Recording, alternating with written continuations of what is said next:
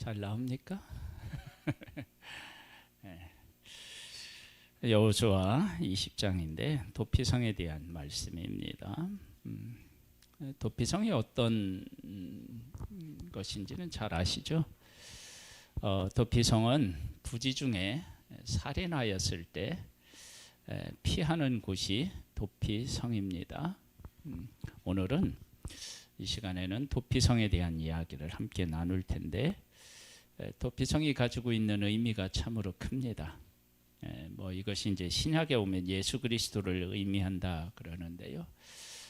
신약의 예수 그리스도를 이야기하지 않더라도 그 당시의 사람들이 도피성을 어떻게 받아들이는 것이 옳은가, 하나님은 무엇을 말씀하시고 싶으셨는가, 그것을 우리가 함께 생각해 보는 것입니다. 여호와께서 여호수아에게 말씀하여 이르시되, 이스라엘 자손에게 말하여 이르라. 내가 모세를 통하여 너희에게 말한 도피성을 너희를 위해 정하여 부지 중에 실수로 사람을 죽인 자를 그리로 도망하게 하라. 이는 너희를 위하여 피의 보복자를 피할 곳이니라. 여기 보면 피의 보복자다. 그래서 가족이 죽었다 그러면 거기에 얼마나 크게 분노가 일어날 수 있겠어요. 그 분노를 가지고 사람을 죽일 수도 있다, 그런 거예요. 그런데 도피성이 어떤 의미를 가지고 있느냐 그러면, 그곳에 가서 좀 더 읽어볼까요?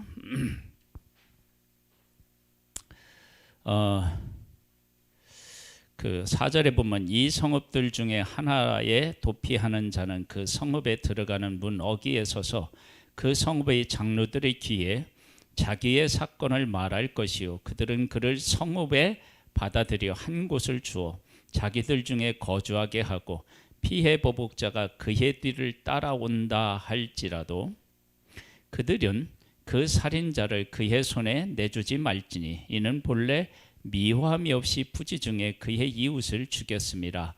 그 살인자는 회중 앞에 서서 재판을 받기까지 또는 그 당시 대제사장이 죽기까지 그 성읍에 거주하다가 그 후에 그 살인자는 그 성읍 곧 자기가 도망하여 나온 자기 성읍 자기 집으로 돌아갈지니라 하라 하시니라.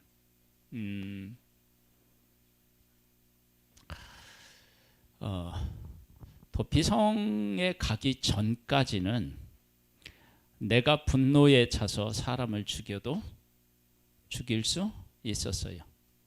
그러니까 그 분노를 다스리지 않고 실천에 옮겨도 죄로 묻지 않았어요. 그런데 도피성에 들어가서 어떤 일이 있고 난 후에는 내 감정 모든 것들을 다스릴 수 있어야 되느냐, 그러면 가서 정말로 부지 중에 죽였는지 아닌지를 재판을 통해서 가리는 거예요. 그래서 재판을 통해서 이건 정말로 내 의도와 관계없이 나무를 패다가 도끼 자루에서 도끼가 빠져서 사람을 맞춰서 죽었다. 그러면 그것이 정확하게 자기 의도와 관계없이 그런 일이 있다고 확신이 들고 판결이 그렇게 나서 그가 도피성에 나온 후에는 피해 보복자가 자기의 마음, 생각, 보복하려고 했던 모든 것들을 다 어떻게 돼요? 내려놔야 돼요. 내려놔야 된다고요. 그것이 도피성이 가지고 있는 중요한 의미고, 또 하나는 도피성에 내가 피했다가 나올 때 피해 보복자가 자기에게 보복하지 않을 것이라는 믿음이 있어야 되는 거예요. 이 두 가지가 크게 작용을 해야 돼요. 그런데 이 두 가지가 작용하려면 어떤 것이 선행조건으로 따라야 되느냐, 부지 중에 범한 사람도 또 피해 보복자도 어떻게 해요? 하나님의 말씀에 전적으로 순종하고 그것을 따르겠다는 결단이 있어야 돼요. 그러니까 지금 도피성은 우리의 감정을 도저히 다스릴 수 없는 그 극한의 문제에 있어서도 하나님의 말씀을 받아들이고 순종해야 한다라고 하는 것을 우리에게 보여주고 있는 거예요. 우리는 살면서 내 감정, 내 생각대로 할 수 있을 때가 있어요. 뭐냐면 이 살인한 사람이 도피성으로 피하기 전까지는 어떻게 해요? 내 감정대로 할 수 있어요. 근데 그 도피성으로 피하는 순간 내 마음대로 할 수가 없어요. 그리고 도피성에 피했다 할지라도 그가 부지중에 한 것이 아니라 계획적인 것이 판명되면 그는 어떻게 해요? 도피성의 혜택을 전혀 받을 수가 없어요. 그러니까 도피성은 하나님의 절대 뜻이 바로 세워지는 곳, 그게 바로 도피성이에요. 그러니까 우리가 얼마만큼 하나님의 뜻에 대한 신뢰를 가지고 얼마만큼 우리가 하나님의 뜻에 복종해야 되느냐. 사랑하는 사람이 어느 날 죽었는데 그 죽은 일들을 하나님의 뜻 안에서 받아들일 수 있어야 된다라고 하는 거예요. 그리고 받아들여야 된다. 그걸 지금 이 도피성이 우리에게 이야기해 주고 있는 거예요.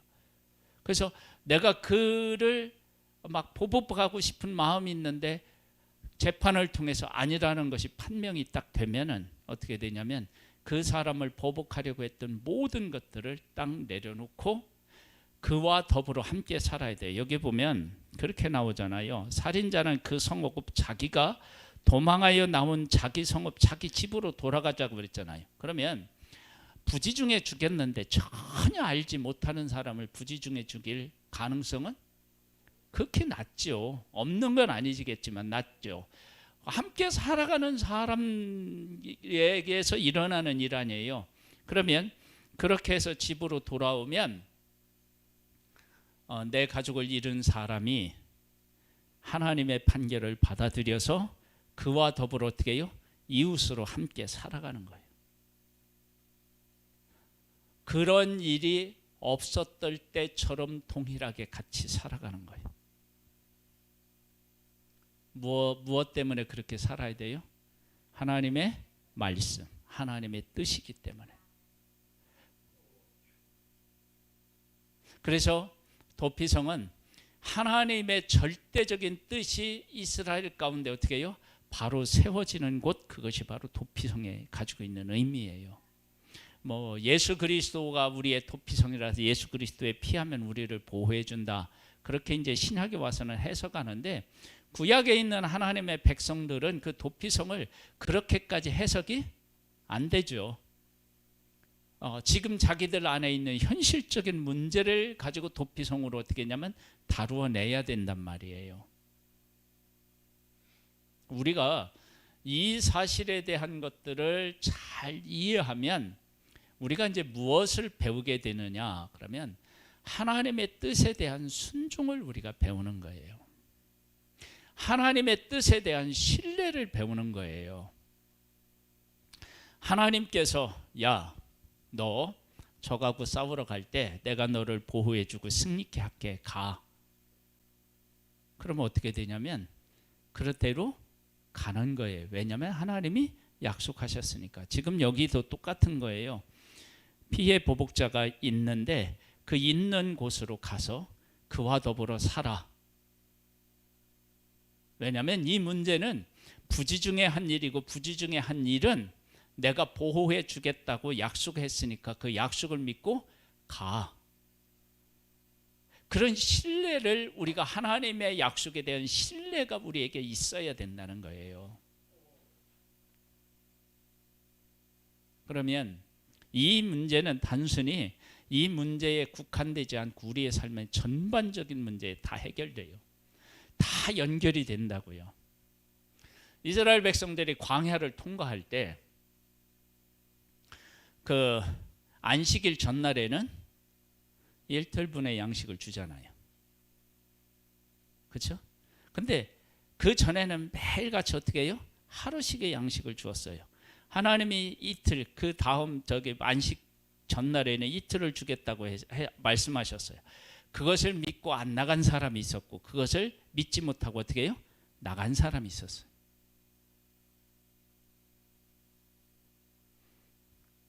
그래서 하나님께서 모세를 통해서 백성들을 어떻게 해요? 꾸짖는 거예요. 그러니까 우리가 하나님의 말씀을 이렇게 지켜 순종하면서 배워야 되는 것이 뭐냐면 하나님의 약속에 대한 신뢰를 배우는 거예요. 그 하나님의 약속에 대한 신뢰를 배우면 그 하나님에 대한 신뢰가 우리의 모든 삶에 다 그게 적용이 되는 거예요. 하나님이 우리에게 일용할 양식을 주시겠다고 약속하셨으면 그 약속을 어떻게 해요? 믿는 거예요. 그것이 도피성이 가지고 있는 아주 중요한 의미라고요. 그러니까 도피성은 단순히 그 살인에 대한 얘기만을 다루는 것이 아니라 우리의 신앙생활의 전반적인 것들을 다뤄요. 너 하나님 신뢰하냐? 그럼 그곳에 가라. 그런 거예요. 이러한 모습은 믿음의 사람들에게서 잘 나타나요. 다윗이 기름 부음을 받고 사울에게 쫓기다가도 사울이 다윗을 부르면 다윗이 갔나요? 안 갔나요? 갔어요. 여러분 이게 쉬워요?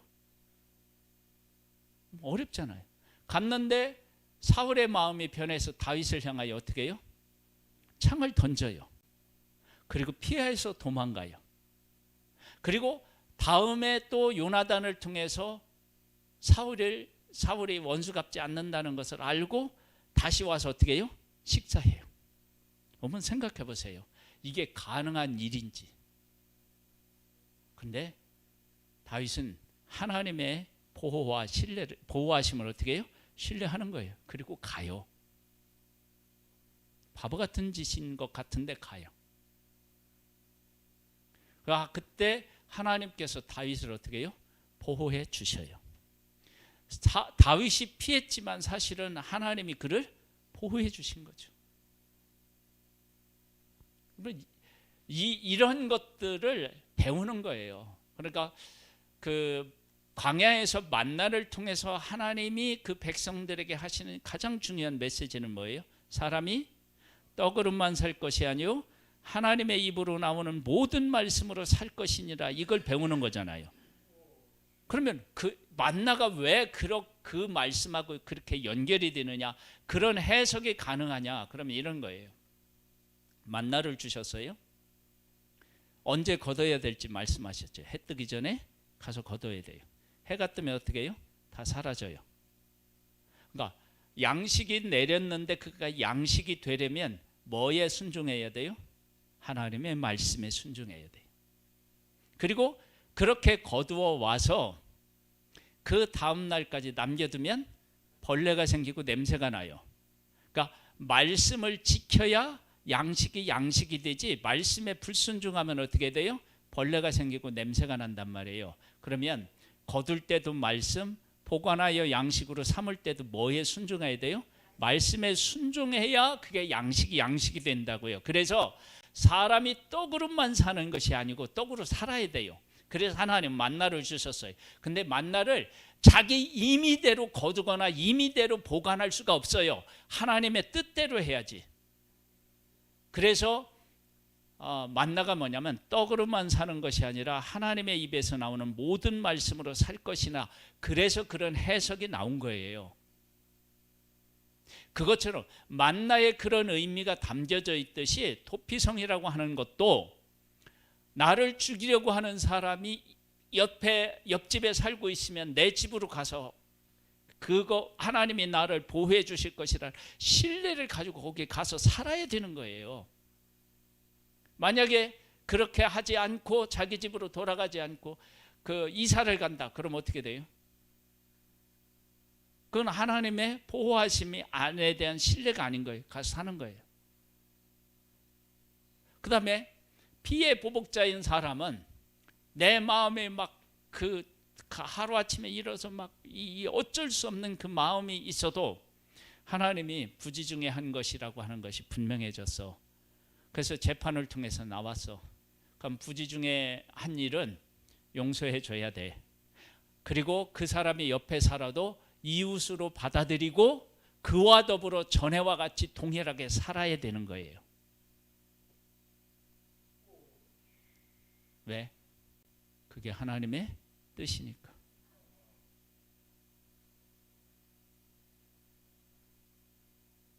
그러면 이제 우리들에게 던지는 질문이 있잖아요. 우리는 하나님이 약속하신 말씀에 대해서 얼마나 신뢰하는가? 우리는 조금만 어려운 문제가 부딪혀도, 조금만 응답이 늦어도 신뢰에 대한 것들을 어떻게 해요? 흔들려.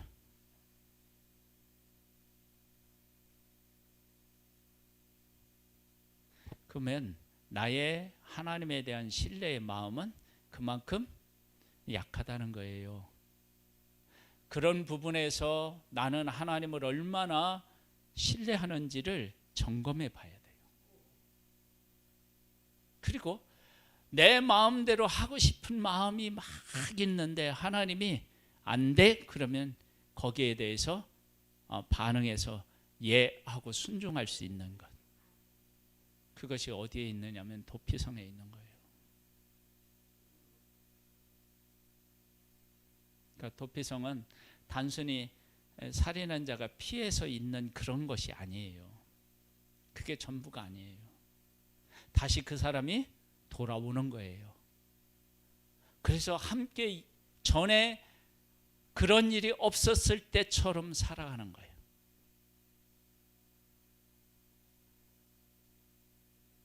만약에 그렇게 살지 못하면 둘 중에 한 사람은 어떻게 해요? 문제가 있는 거예요. 둘 다 문제가 있을 수도 있겠지만, 그렇게 하나님의 뜻에 순종한다 그러면 이스라엘 백성이 어떤 하나님의 명령에도 불순종하겠어요? 그 일에 순종할 수 있다면.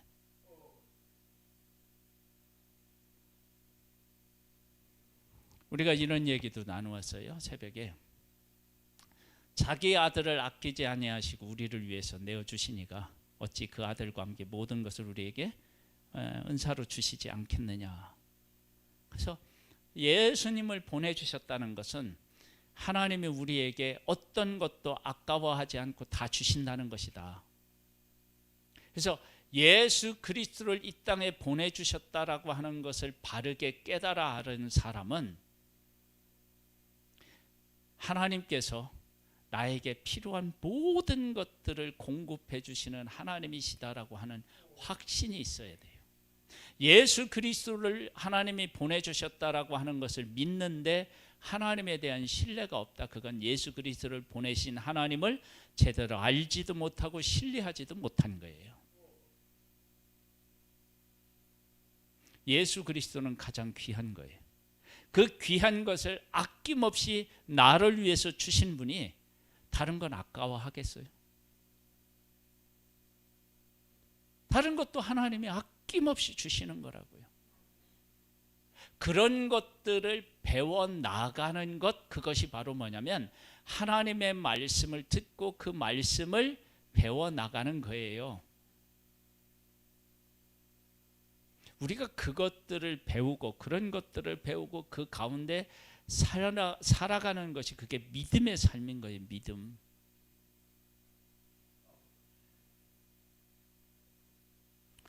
그러면 이제 이런 것들을 우리가 이제 하면서 돈을 사랑하는 건 뭐예요?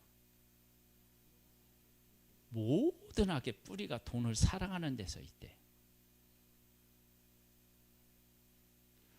목요일 날이요. 미국에 있는 장로님한테 전화가 왔어요. 장로님인가가 대박 났대. 대박. 사업을 해서 막 대박 났대. 얼마나 대박 났느냐면 돈을 세다가 지문이 다 망가질 만큼 돈.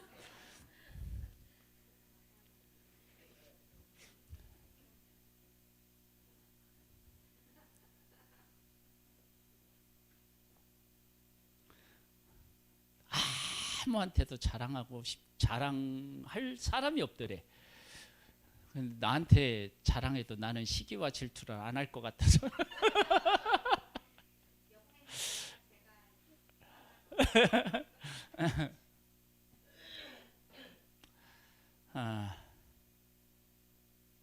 그래서 아니 돈 많이 벌었으면 나 우리 미국 구경이라도 시켜주지.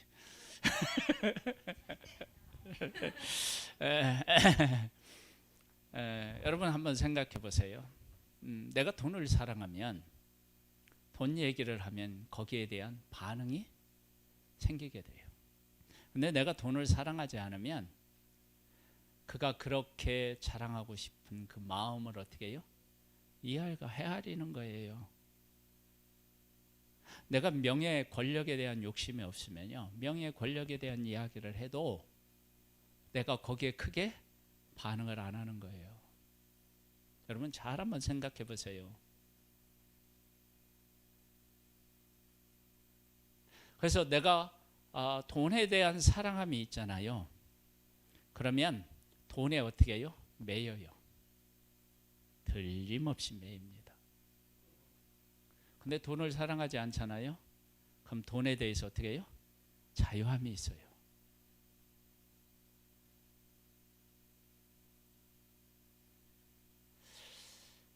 얼마 전에요, 어떤 분이 나보고 오래요. 그래 갔어요. 가면 오면서 뭐냐면 돈을 벌어주겠다는 거야. 그래 갔어요. 투자하면 막 이자를 많이 주는 거예요. 한마디로 얘기하면. 근데 저는 그렇게 지금 되고는 있어요. 뭐 나중에 결론은 어떻게 날지 모르고 되고 있는데, 아무리 생각해도 그건 성경적 원리가 아닌 것 같아요.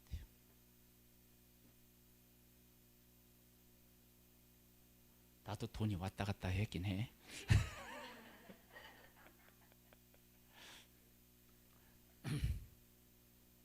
그런데 아닌 건 아니라고 생각하고, 그렇게 해서 돈을 많이 벌어도 그에 대한 부러움이 없으면 되는 거예요.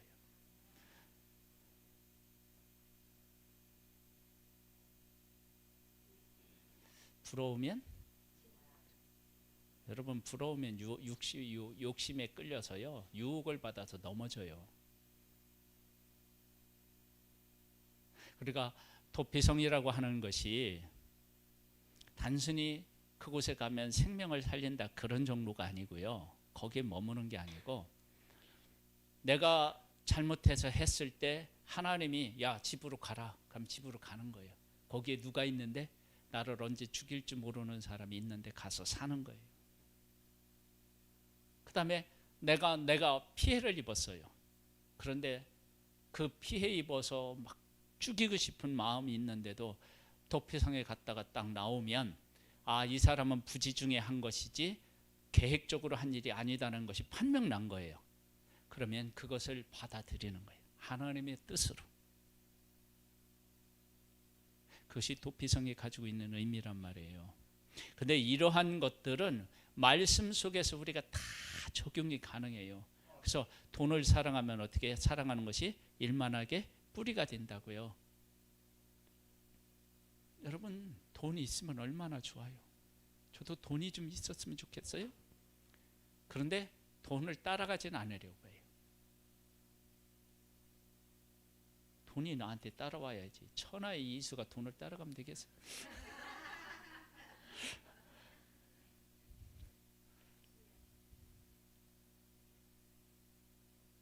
또 돈을 따라간다고 돈이 잡히지도 않아. 잘.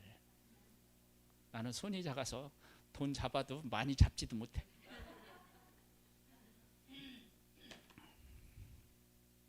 누가 줘야 돼요?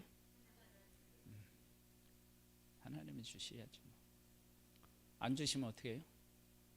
뭐 그대로 살면 되지 뭐. 네? 여러분들은 말년에 어떻게 살고 싶어요? 노후 걱정 없이 살고 싶죠. 여러분 노후 걱정이 돈만 있으면 다 해결되나요?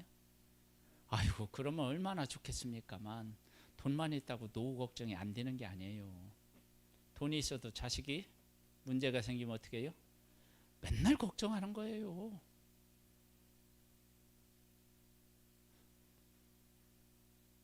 하나님이 우리 인생을 지켜주셔야지 뭐 돈이 뭐 우리 인생을 책임져 주나요?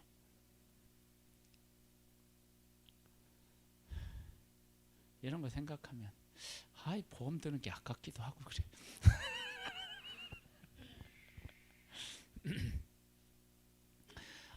하나님의 법을 그래서 깊이 있게 들여다보고요. 거기서 교훈을 얻으면 우리의 삶에 그래서 변화가 찾아와요. 안 찾아올 수가 없어요. 그렇죠? 그러니까 도피성에 가기 전과 갔다 오고 난 후에는 삶이 어떻게 해요? 완전히 바뀌어야 돼요. 가기 전에는 어떻게 해요? 저놈 죽일 놈 하고 막 쫓아가는 거예요. 그런데 도피성으로 딱 들어갔다. 그러면 재판 때까지 기다려야 돼요. 그리고 재판에서 부지중에 한 것이라고 났다면 그 사람이 계획적으로 하지 않았구나. 그러면 하나님이 그에게 대해서 아무런 죄도 묻지 않으시니까 나도 묻지 않겠다. 그 사람이 내 옆에 와서 나와 함께 매일같이 얼굴을 대하고 살아도 그가 나의 사랑하는 사람을 죽인 사람으로 보지 않고 이웃으로 보며 전에가 같이 살겠다. 이렇게 하나님의 법, 하나님의 뜻에 순종하는 법을 통하여서 어떤 문제를 만나더라도 하나님 뜻 중심으로 살겠다. 그것을 고백하는 거예요. 그리고 그렇게 살아내는 거예요. 우리의 지금 삶은 그렇게 하나님의 말씀 중심인지를 한번 잘 생각해 보세요. 여러분 우리가 하나님의 뜻대로 정말 살잖아요. 그러면 가난이 크게 문제가 안 돼요. 정말 문제가 안 돼요. 그런데 하나님의 뜻에서 벗어나서 인간적으로 살려고 하면 그러면 우리 안에 있는 문제는 다 뭐가 되느냐면 문제가 돼요. 돈이 없으면 어떻게 해요? 엄청나게 큰 문제예요 이게. 근데 하나님의 뜻대로 살려고 하는 가운데서 돈이 없잖아요. 그럼 조금 뭐예요? 불편할 따름이에요. 그리고 불편한데 그 불편함 속에 하나님의 놀라운 은혜를 경험해요.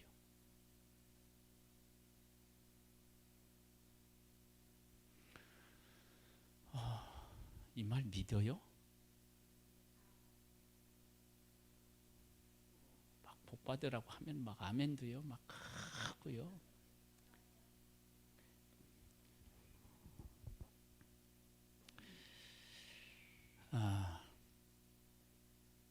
하나님을 믿으면 사실 문제될 건 없어요. 바울이 그 고백을 하잖아. 나는 부유에 처할 줄도 알고 가난에 처할 줄도 알고 배고픈 것도 나는 주 안에서 얼마든지 감당이 가능하고 배부른 것도 가능하대요. 뭐냐면 나는 예수 그리스도 안에서 일체의 비결을 어떻게 해요? 배웠어요.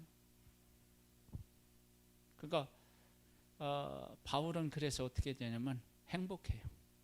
매를 맞았어도 바울은 찬양을 하잖아요. 신라와 더불어 감옥에서. 여러분 이런 것들을 배워야 신앙이지 않겠어요? 하나님을 믿는 것 아니겠어요?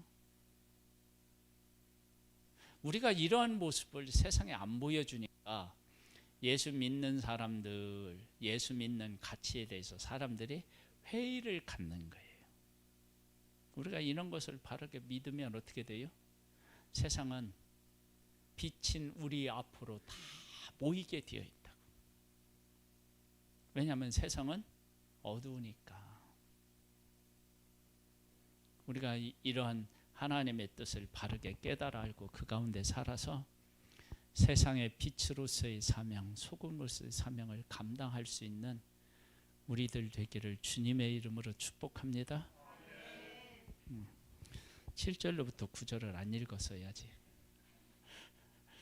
기도할 줄 알았죠?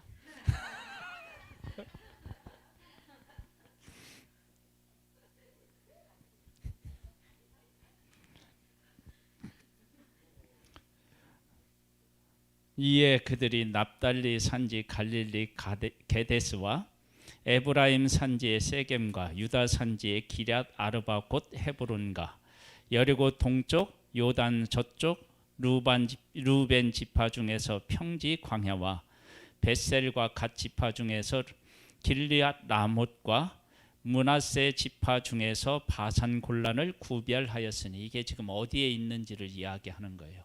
그런데 이것들이 어디에 있어요?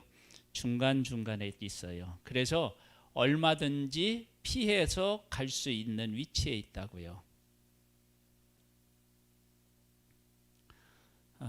피해 보복자가 따라 잡을 수 없을 정도로 그렇게 있어요. 이는 곧 이스라엘 모든 자손과 그들 중에 거류하는 거류민을 위하여 선정된 성읍들로서 누구든지 부지 중에 살인한 자가 그리로 도망하여 그가 회중 앞에 설 때까지 피해 보복자의 손에 죽지 아니하게 하기 위함이라.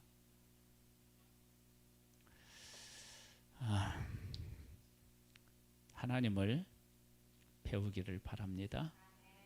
하나님의 뜻을 잘 깨달아 알아서 그 가운데 우리의 삶을 세워서 우리의 삶을 다시 어떻게 해야 되냐면 회복시키는 거예요. 살인으로 인하여 죽이고 싶은 마음, 죽을 수도 있겠다라고 하는 두려운 마음이 도피성에 갔다 오면 확 해결되는 거예요. 우리가 예수 그리스도 안에서 우리의 모든 문제들을 해결할 수 있게 되기를 주님의 이름으로 축복합니다. 이제 끝입니다.